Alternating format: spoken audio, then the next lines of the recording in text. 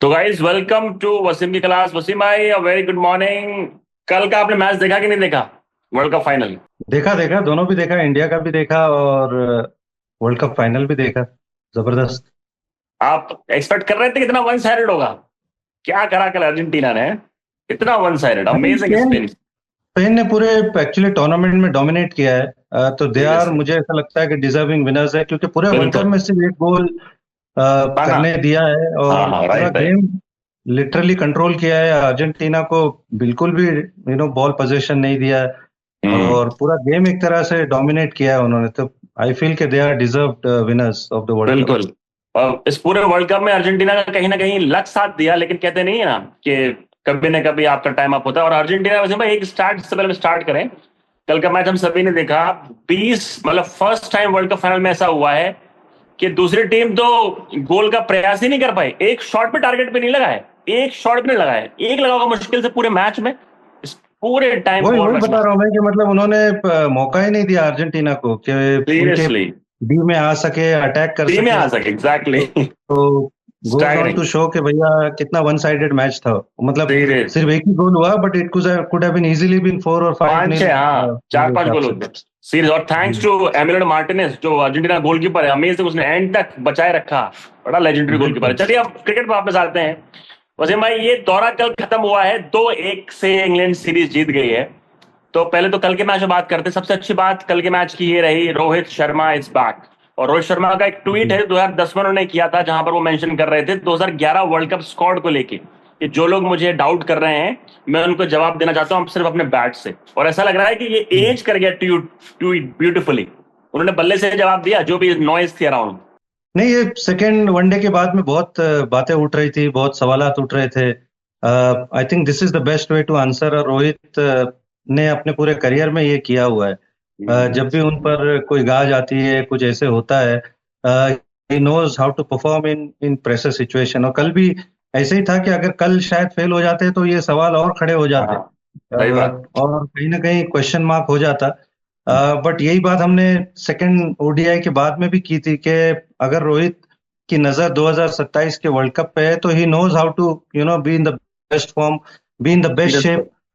और ये उन्होंने दिखाया कि अगर वो खेलते हैं तो then he knows how to make big hundreds. कल सीरियसली। भी कमाल की बैटिंग की उन्होंने और जिस तरह से अपनी इनिंग पेश की, शायद अगर थोड़ा 5-6 ओवर अगर और खेल जाते हैं, India could have won that match. जीत जाती। Serious. But this is what Rohit Sharma brings to the table. तो मुझे ऐसा लगता है कि इतने बड़े खिलाड़ी के मतलब उस पे क्वेश्चन मार्क नहीं करना चाहिए। कि हम्म। अगर वो मोटिवेटेड है, अगर वो you know he wants to play the world cup, I think we need to allow them to do that, क्योंकि they know how to perform in big crunch situation.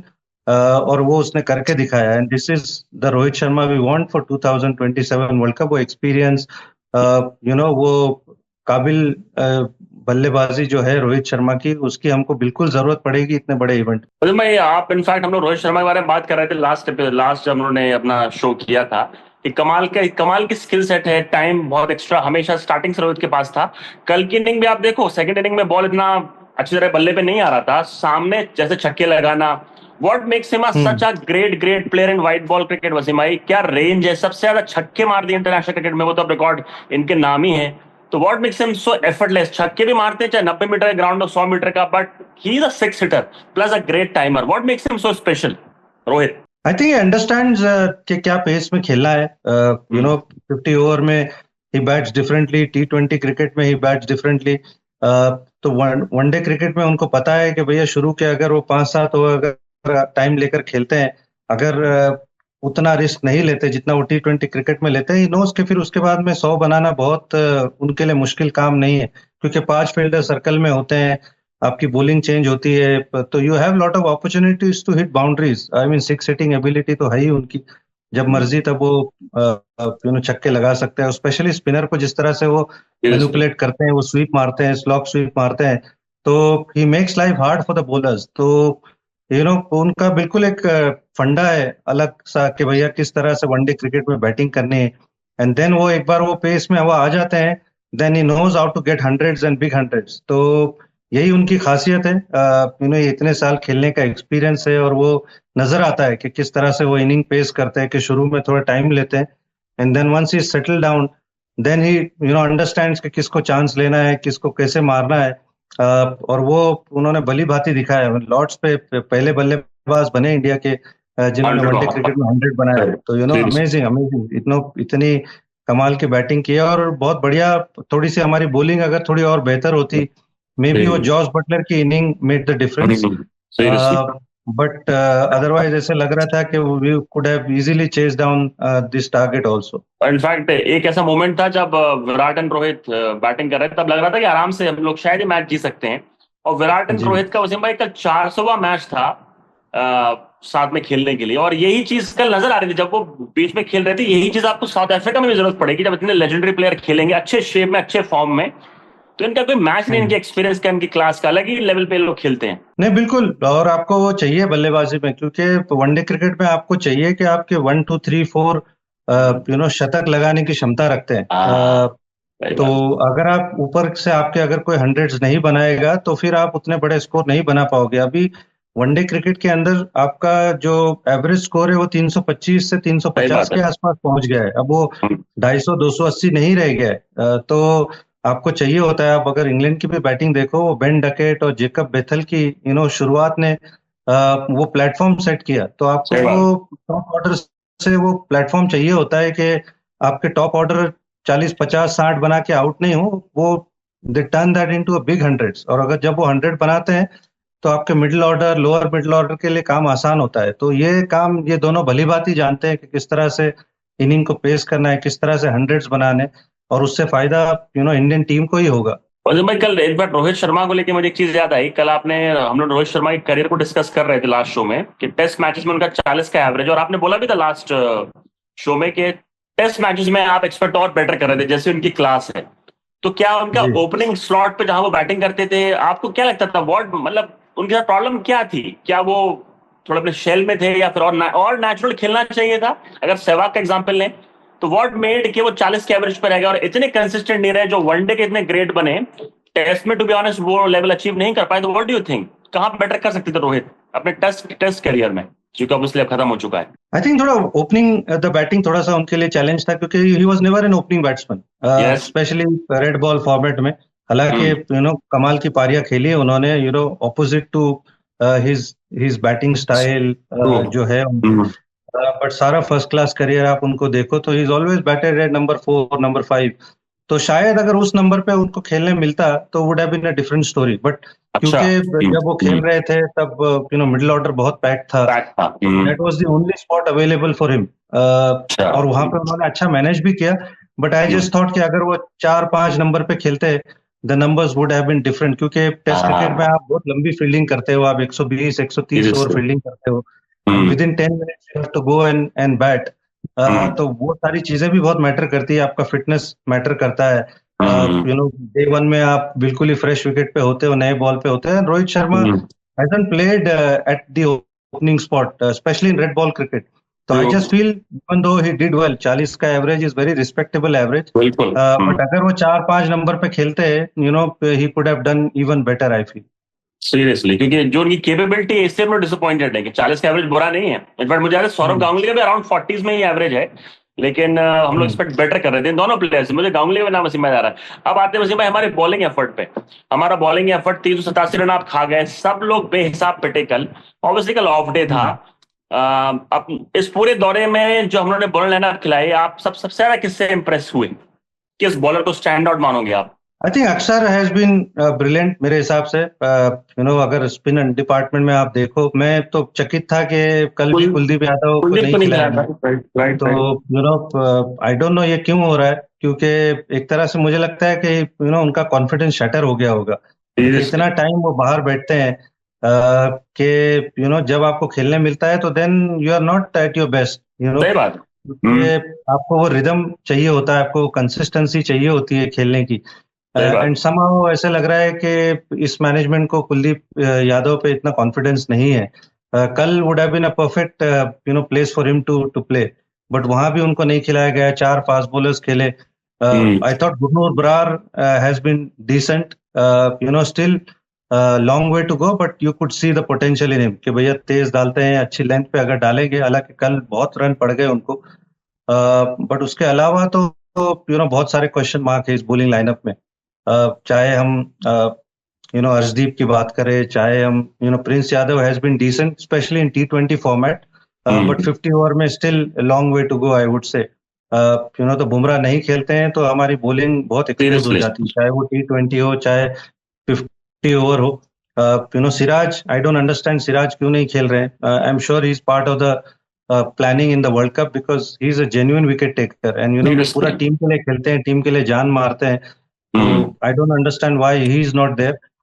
But उसके अलावा बुमराह, सिराज, मुझे ऐसा लगता है they should be playing most of the games leading up to the world cup, क्योंकि ये हमारा बॉलिंग लाइनअप होना चाहिए न्यू बॉल का, सिराज और बुमराह, मेरे हिसाब से। तो वैसे मैं एक चिंता का विषय तो है कि आपके जसप्रीत बुमराह तो हर मैच नहीं खेल पाए, कल उन्हें फिर नी इंजरी बोल दिया और वो बाहर बैठ गए हैं। तो जब इतना, अब लेजेंडरी बॉलर है, इसमें कोई दो डाउट नहीं है, लेकिन हम लोग को आगे भी अब सोचना चाहिए। और आपने भी 2 नाम लिए, एक सिराज का और कुलदीप का। मैं उसी पे आने वाला था, कुलदीप वाले क्वेश्चन पे, कि इनफैक्ट वनडे नहीं हर फॉर्मेट में उनको बाहर बैठाते हैं, जहां टेस्ट मैचेस में भी उस पर भरोसा नहीं है। तो भैया ऐसा क्या? और जो ये बिट्स एंड पीसेस वाली जो फिलॉसफी है कि बंदे को बैटिंग में आने चाहिए तो उसको तरजीह मिल जाएगी, मुझे लगता है कि कभी कभी कुलदीप, वसीम भाई इसलिए पीछे रह जाता है बिकॉज बैटिंग ऑब्वियसली वो नहीं कर पाते उस लेवल की जो सामने वाला कर लेता है। ये क्या लॉजिक है? मतलब समझ से परे है। आई थिंक मेरे हिसाब से आपके अगर आप इंग्लैंड की टीम को देखो तो वो आदिल रशीद को खिलाते ही खिलाते हैं। आई मीन इवन दो कि इंडिया स्पिन अच्छा खेलती है, but they trust Adil Rashid and every time he delivers, most of the time he delivers.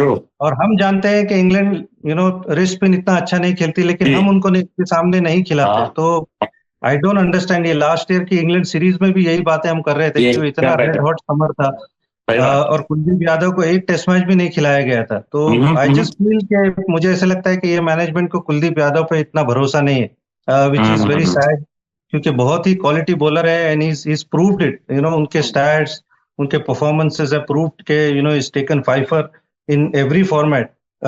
उसके अलावा भी उन पे इतना ट्रस्ट नहीं दिखाया जा रहा है। तो आई वोंट बी सरप्राइज कि जब उनको मौका दिया जाएगा he won't be able to do well, क्योंकि अब इतना टाइम से वो बाहर बैठे हुए हैं। तो कहीं ना कहीं आप भी अपने आप को डाउट करने लगते हैं and you also start to feel rusty कि भैया खेला ही नहीं इंटरनेशनल क्रिकेट काफी टाइम से। तो I just feel sad what's happening with Kuldeep Yadav. अभी तो हम लोग को कुलदीप यादव की सिर्फ एक ही मेमोरी है, ड्रिंक्स कैरी करने वाली, अब बाहर बैठे हुए चश्मा लगाए, बेचारे को मौका नहीं मिल पा रहा है। चलिए ये सीरीज खत्म हुई वसीम भाई, एक ग्लोबल क्रिकेट में जो चल रहा है उससे मैं एक लूंगा। Sir Garfield Sobers unfortunately he passed away. और इनफैक्ट हम लोगों ने बचपन सुना है कि, और ऑब्वियसली जब आप भी क्रिकेट खेलना जब चालू किया होगा, Garfield sober was the greatest cricketer. बल्ला दे दो हाथ में, बॉल दे दो हाथ में, फील्डिंग। आपके views on sir Garfield, legendary sir Garfield Sobers? नहीं, बहुत बड़ा लॉस है Saurabh. He was the cricketer मेरे हिसाब से, तो क्योंकि हम बचपन से जब बड़े हो रहे थे तो पुराने खिलाड़ियों से उनके बारे में सुनते थे। तो we used to hear numerous stories के कितने महान खिलाड़ी थे। उस टाइम पे जब अनकवर्ड विकेट्स थी और इतना कुछ वो नहीं था। He was self coached basically, उनको किसी ने कोचिंग नहीं की थी। तो 8,000 run banana with 2600 averaging 58-35 wickets, उतने कैचेस, तो बहुत सारी स्टोरीज उनके बारे में सुनी है। इतने कमाल के खिलाड़ी थे। तो बहुत बड़ा लॉस है test cricket, I mean international cricket को और इन जनरल, मुझे ऐसे लगता है, क्योंकि he was one of the greatest मेरे हिसाब से players who have graced the field. Don Bradman ने ये बातें कही हैं, जितने लोग उनके साथ में खेले हैं, दे ऑलवेज से कि Garfield Sobers not just the greatest cricketer they have seen but the greatest batsman they have seen. Seriously बोला है, मैंने ग्रेग चैपल के मुंह से भी सुना है कि not just as a cricketer but just as a batsman he was one of the best.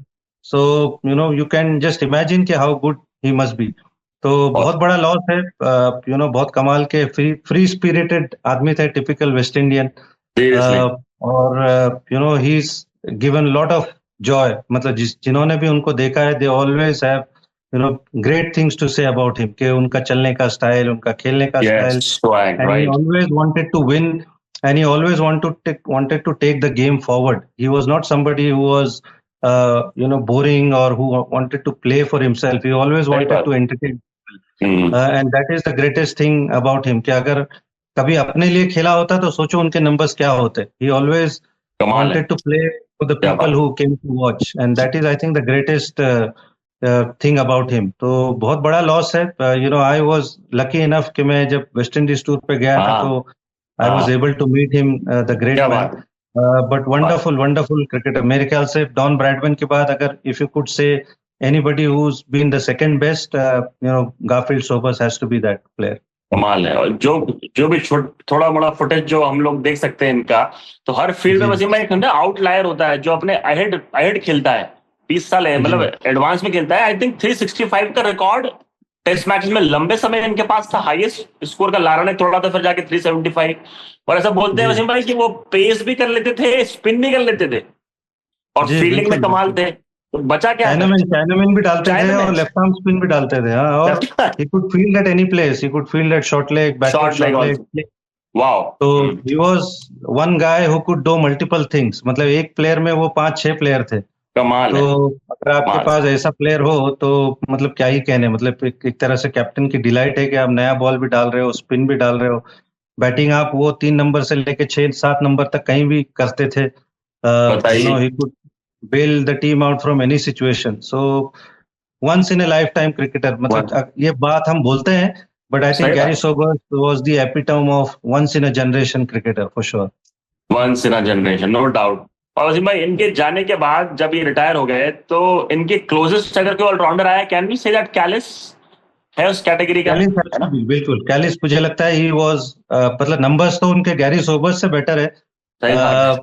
But जो जो करिश्मा था वो मे बी वो सोबर्स. लोग बोलते हैं कि गैरी सोबर्स के पास था कि बट नंबर्स को अगर देखें, जस्ट स्टैट्स की बात करें तो Gary Jack Kallis has to be the second best without a doubt. क्योंकि उतनी विकेटें लेना, इतने रन बनाना, 4400 कैसे लेना स्लिप के अंदर. तीर स्लिप पे खड़ा होता है. ऑब्वियसली जैक कैलिस वो वैसे तो नहीं थे कि भैया वो रिस्ट स्पिन भी डाल रहे हैं या स्पिन डाल रहे हैं. सही He had बात only है. one style of bowling. But numbers की बात करें, he has to be the second best मेरे हिसाब से after Gary Sobers. और and he was rapid. Wasim भाई जब डेब्यू किया था तो ही वाज बॉलिंग 145-50 तो 90s में वर्ल्ड कप जब याद है, he used to bowl quick. चलिए वसीम भाई, ये सीरीज भी खत्म हुई. गारफील्ड सोबर्स पे भी हमने डिस्कस किया. लेजेंडरी हमारा ट्रिब्यूट भी आपने ट्रिब्यूट दे दिया. जितने भी हमारे व्यूअर्स हैं वो भी मिस करेंगे इस लेजेंडरी क्रिकेटर को. अब जिम्बाब्वे टूर आ रहा है. अब what we can expect from this tour, क्योंकि हम लोग लगातार इस टूर में भी पोस्ट मैच आगे करेंगे. Vaibhav is there, Sanju is not there. Zimbabwe पे तो जीत जाएंगे ना? गड़बड़ तो नहीं करेंगे Hopefully Shreyas get his first win as a captain. और वो टीम हल्की नहीं है. वो T20 क्रिकेट में अभी तक जीते नहीं है, तो hopefully we start winning. Zimbabwe. वो सीरीज इजी नहीं होगी. Sikandar Raza is leading them pretty well. वो सीरीज इजी नहीं होने वाली. बिल्कुल. और उन्होंने अभी बांग्लादेश को हराया है T20 में, तो बिल्कुल वो केक इन द पार्क तो नहीं होगा. Every team looks forward to playing India. Something brings the best out of them कि भैया वर्ल्ड की नंबर 1 अब तो नंबर 2 हो गई है, कि उनके सामने परफॉर्मेंस करने से you have a good chance कि भैया एक तो फ्रेंचाइज ओनर्स भी आपको देखते हैं और they might take interest in you. तो इंडिया के सामने खेलते हैं तो दे हैव गॉट अनदर एक तरह से मोटिवेशन होता है परफॉर्म करने का. तो आसान नहीं होगा, बट आई होप कि India wins this series and they should win this series without a doubt. Wasim भाई जाते जाते I will put you on a spot. अभी व्हाइट बॉल में हम लोग बुरी तरह हारे हैं. आपके हिसाब से who is the best white ball side in the world right now? I think India is still the best side. India hasn't played to its best. मैंने जैसे कहा कि बुमराह नहीं थे, हार्दिक पांड्या नहीं थे, we were missing few players, but I think India is still one of the best teams. इसमें कोई शक नहीं है, and we are the 2-time world champions. I mean इससे बड़ी वो क्या है? We haven't played to our potential. वो एक अलग बात है, but I think India is still one of the best team. And do you see England going well with Harry Brook at the helm? जिस तरह से इनकी bowling, batting अब थोड़ा शेप अप कर रही है, लग रहा है कि ये थोड़ा बेटर करेंगे अपकमिंग डेज में. इंग्लैंड साइड, इंग्लैंड, ऑस्ट्रेलिया, ये they are always there and there about. इसमें तो कोई वो नहीं है. ये बहुत बड़ा ब्रिज नहीं है इंडिया और बाकी टीमों में. ऐसा नहीं है कि इंडिया बहुत ऊपर है और बाकी बहुत नीचे है. I think Australia is also very fine team. England is also very good team. T20 में बहुत कम मार्जिन होता है. South Africa is damn strong team, but I think India is still one of the best teams. इसमें कोई दो राय नहीं. Bowling wise लेकिन हम लोग विदाउट बुमराह थोड़े से फीके पड़ जाते हैं उसमें ना, अगर बुमराह को हटा दो साइड से देन भी लोग थोड़े से क्रम्बल कर सकते हैं, राइट? बिल्कुल बिल्कुल, I mean Bumrah is the best, one of the best bowlers in the world. I mean जो भी टीम में वो खेलेंगे that bowling attack will look strong with him. सही बट बात, हाँ, हमको दूसरे ऑप्शंस हमको ढूंढने होंगे और उनको सही मौका बात है। देना होगा। I true. जस्ट फेल्ट कि we haven't played the best attack so far, तो going forward we need to look at those option also. चलिए वसीम भाई, आप मुलाकात होती है नेक्स्ट एपिसोड में, और जो भी वर्ल्ड क्रिकेट से होगा, इंडियन क्रिकेट से हम लोग आते रहेंगे, और Zimbabwe tour obviously we will be doing it पूरा आप लोगों के लिए। वसीम भाई मिलते हैं जल्द मिलते हैं आपसे। जरूर। टेक सभी केयर, दर्शकों टेक को केयर। Good bye. चलिए।